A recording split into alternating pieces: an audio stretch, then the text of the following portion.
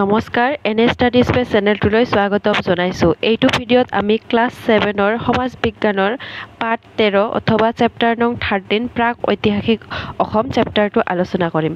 এইটো চেপ্টাৰ তোমালোকৰ কিছুমানৰ ছেকেণ্ড ইউনিট টেষ্টত আহিব আৰু কিছুমানৰ চাগে নাহে, কিন্তু কেতিয়াবা নহয়তো কেতিয়াবা আহিব। সেইকাৰণে এই চেপ্টাৰটো মই সোনকালে আলোচনা কৰি দিয়াৰ চেষ্টা কৰিছোঁ।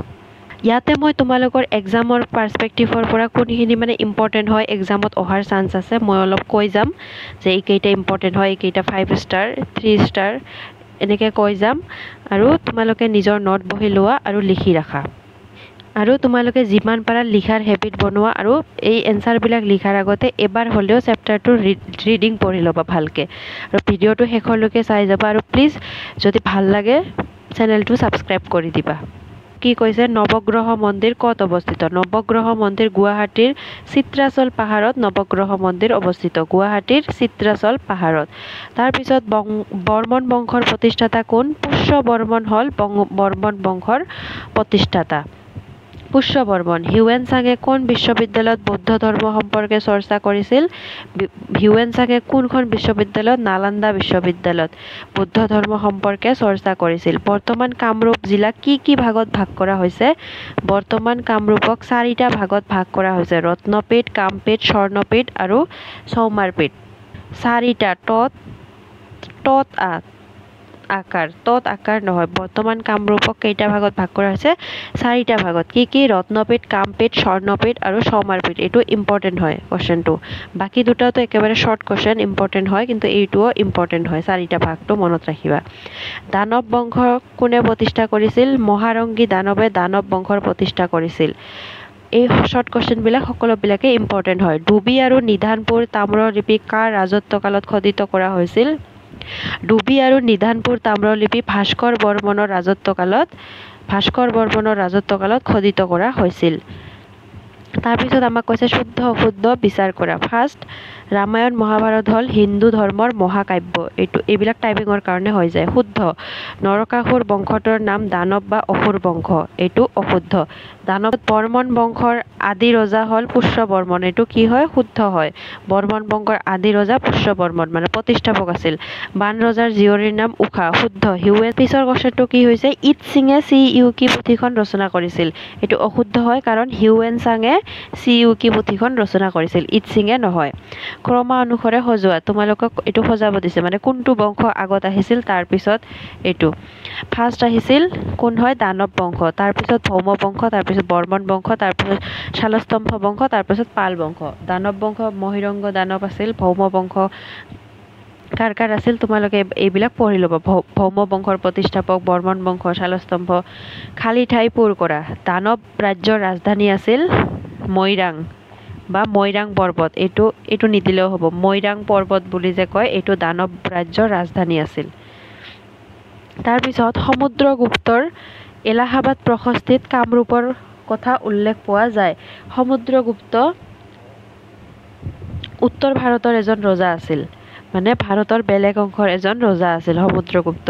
তেওঁৰ এই প্ৰশস্তিত, এলাহাবাদ প্ৰশস্তিত কি পোৱা যায়? কামৰূপৰ উল্লেখ পোৱা যায়। গ নম্বৰ এনচাৰটো হ'ব সমুদ্ৰগুপ্ত কুমাৰ ভাস্কৰ বৰ্মনৰ সমসাময়িক ৰজা আছিল। এইটো এনচাৰ হ'ব গ নম্বৰ। ৰটো নহয়, সমুদ্ৰগুপ্ত কুমাৰ ভাস্কৰ বৰ্মনৰ সমসাময়িক ৰজা আছিল। মন্দিৰ, মদন কামদেৱ মন্দিৰ ভগ্নাংগাৱশেষ পালবংশী ৰজাসকলৰ স্থাপত্য কৃতি। এইটো পালবংশী ৰজাসকলৰ ভাঙি যোৱা, ভগ্নাংগাৱশেষ ভাঙি শেষ হৈ গৈছে, এইটো এটা স্মৃতি হৈ আছে মদন কামদেৱ মন্দিৰ। তাৰপিছত শালস্তম্ভই হ'ল শালস্তম্ভ বংশৰ প্ৰতিষ্ঠাপক। পিছত 5 নম্বৰ চমু টোকা লিখা। শালস্তম্ভ বংশৰ বিষয়ে আমাক লিখিব দিছে। বৰ্মন বংশৰ পাছত শালস্তম্ভসকলে কামৰূপৰ সিংহাসন দখল কৰে। এইটো শালস্তম্ভসকল কাৰ পিছত আহিছিল? বৰ্মন বংশৰ পিছত। উল্লেখ আছে যে এই বংশৰ 21জন ৰজাই কামৰূপত প্ৰায় 300 বছৰ কাল ধৰি ৰাজত্ব কৰিছিল। শালস্তম্ভ বংশৰ প্ৰায় 21জন ৰজাই কামৰূপত প্ৰায় 300 বছৰ কাল ধৰি ৰাজত্ব কৰিছিল। এই বংশৰ প্ৰতিষ্ঠাতা শালস্তম্ভই কামৰূপৰ ৰাজ্য ৰাজধানী তেজপুৰলৈ স্থানান্তৰিত কৰিছিল। কামৰূপৰ ৰাজধানী ক'ত স্থানান্তৰিত কৰিছিল? তেজপুৰলৈ। আৰু ঠাইখনৰ নাম কি ৰাখিছিল হাৰুপেশ্বৰ ৰাখিছিল হাৰুপেশ্বৰ এনেকৈ দিব পাৰে হাৰুপেশ্বৰ ৰাখিছিল শালস্তম্ভসকলে কামৰূপত ৰাজত্ব কৰি থকা সময়ত ইচ্ছিং নামৰ এজন চীনা পৰিব্ৰাজক ভাৰতলৈ আহিছিল যেতিয়া শালস্তম্ভসকলে কামৰূপত ৰাজত্ব কৰি আছিল তেতিয়া ইচ্ছিং নামৰ এজন চীনা পৰিব্ৰাজক মানে চীনৰ পৰা ভ্ৰমণকাৰী এজনে ভাৰতলৈ আহিছিল তেওঁৰ লিখনিত সেই সময়ত কামৰূপ ৰাজ্যৰ সীমা পশ্চিমে নালন্দা অঞ্চললৈ বিস্তৃত আছিল বুলি উল্লেখ পোৱা যায় আৰু এই ইচ্ছিঙে যিখন মানে কি লিখিছিল কিবা এই ভাৰতৰ বিষয়ে লিখিছিল তাতে লিখিছিল যে কামৰূপ ৰাজ্যৰ সীমা ক'ত আছিল নালন্দা অঞ্চললৈ মানে বিহাৰ অঞ্চললৈ বিস্তৃত আছিল তেতিয়া কামৰূপৰ সীমা পাল বংশসকল কাৰ পিছত আহিছে শালস্তম্ভসকলৰ পিছত শালস্তম্ভসকলৰ পাছত পাল নামৰ ৰাজবংশই কামৰূপ ৰাজ্যৰ ৰাজপাটত উঠে তোমালোকে কি কৰিবা যিমানখিনি পাৰা সিমানখিনি লিখিবা মানে যিমানখিনি মুখস্থ কৰিব পাৰা সেইখিনিয়ে লিখিবা 1-2 লাইন বাদ দিলেও একো কথা নাই তাৰপিছত পাল বংশ কাৰ পিছত আহিছে শালস্তম্ভসকলৰ ৰাজপাটত উঠে ব্ৰহ্মপাল এই ৰাজবংশৰ প্ৰতিষ্ঠাতা বুলি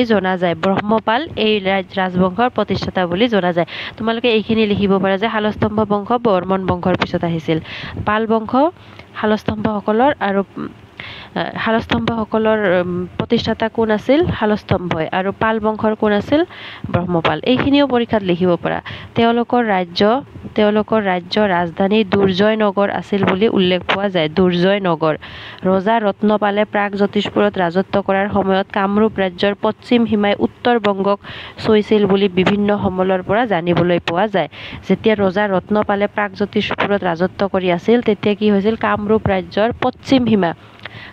ৰাজ্যৰ পশ্চিমত যিটো সীমা আছে সেইটো উত্তৰ বংগক টাচ কৰিছিল চুইছিল উত্তৰ বংগলৈকে বিয়পি পৰি আছিল তাৰপিছত কুণ্ডিল ৰাজ্য কোনখনক কোৱা হয় আন এখন আখ্যান মতে প্ৰাক ঐতিহাসিক যুগত কামৰূপ ৰাজ্যৰ পূব দিশত কুণ্ডিল ৰাজ্য আছিল কুণ্ডিল ৰাজ্য বৰ্তমান তিনিচুকীয়া এই তাতে ডিব্ৰুগড় অসমৰ শদিয়া অঞ্চলক এই ৰাজ্যৰ ৰাজধানী কুণ্ডিল নগৰ হিচাপে চিনাক্ত কৰা হৈছিল বৰ্তমানৰ শদিয়া অঞ্চলক বৰ্তমান য'ত শদিয়া আছে এই অঞ্চলক কুণ্ডিল নগৰ হিচাপে চিনাক্ত কৰা হৈছিল ৰাজ্যখনত ভীষ্মক নামৰ এজন ৰজাই ৰাজত্ব কৰিছিল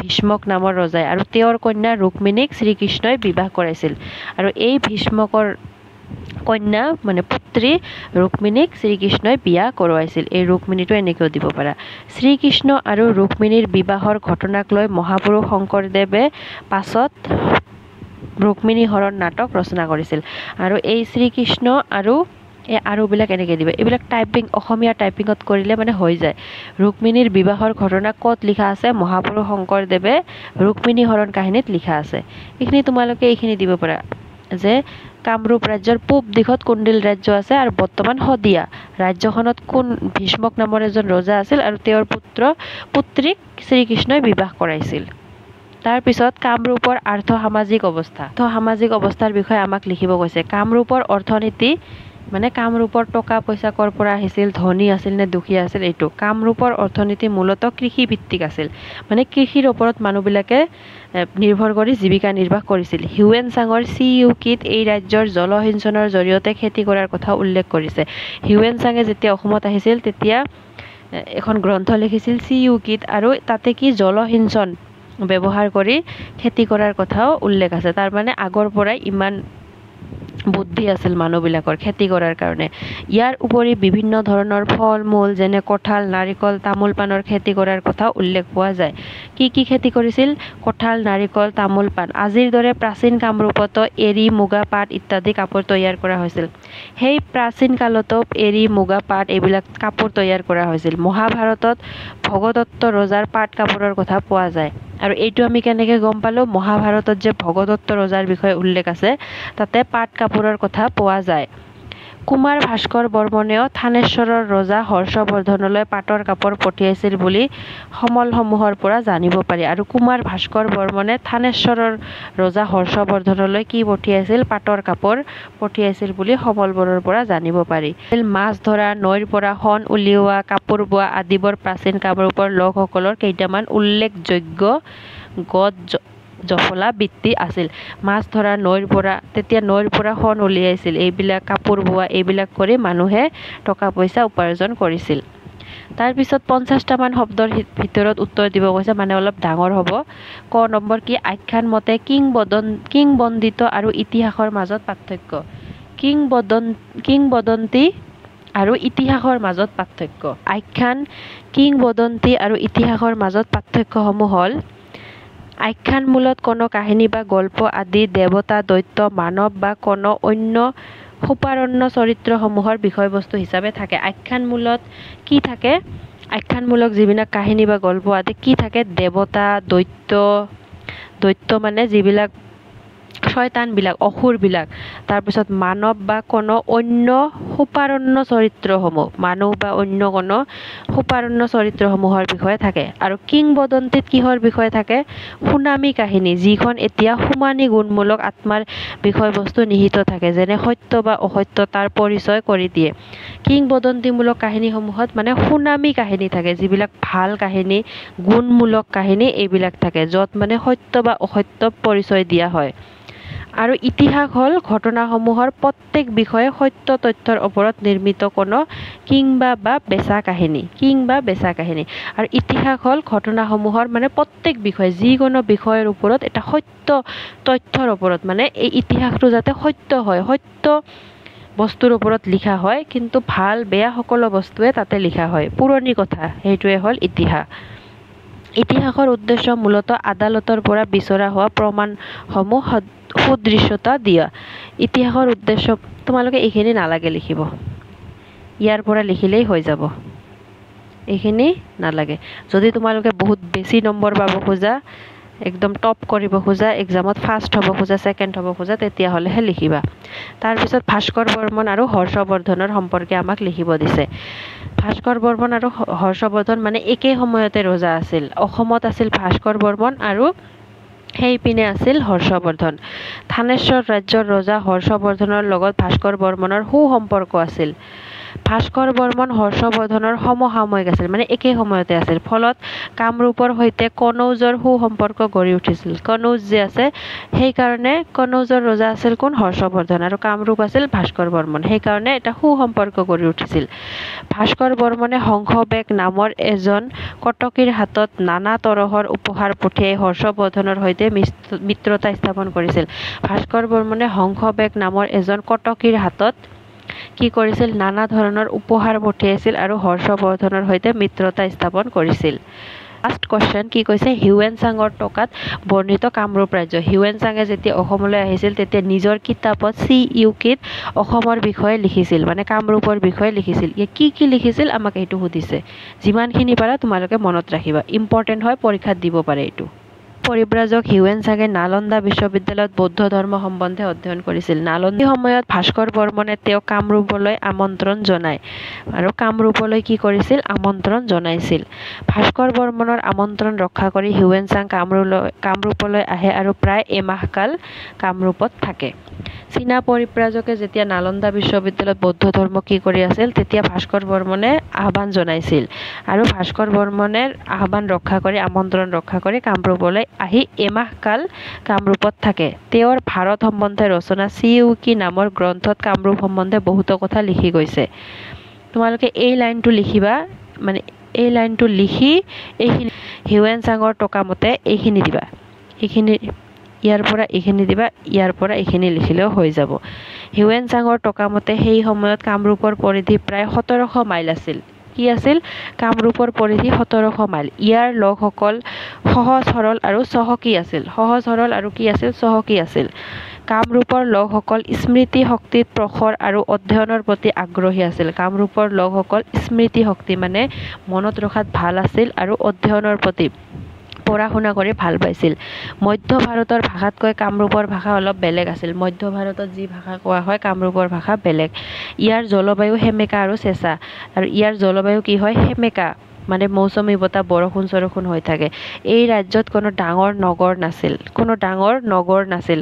উত্তৰ ভাৰতৰ পৰা কামৰূপ হৈ চীন দেশলৈ যোৱা এক বাণিজ্যিক পথ আছিল। আৰু উত্তৰ ভাৰতৰ পৰা কামৰূপ হৈ চীন দেশলৈ, মানে উত্তৰ ভাৰতৰ পৰা কামৰূপ হৈ চীন দেশলৈ যোৱা এটা কি আছিল? বাণিজ্যিক পথ আছিল। অৰুণাচলৰ পৰা ডাইৰেক্ট আমি চীনত কানেক্ট হ'ব পাৰোঁ, চীন দেশলৈ যাব পাৰোঁ।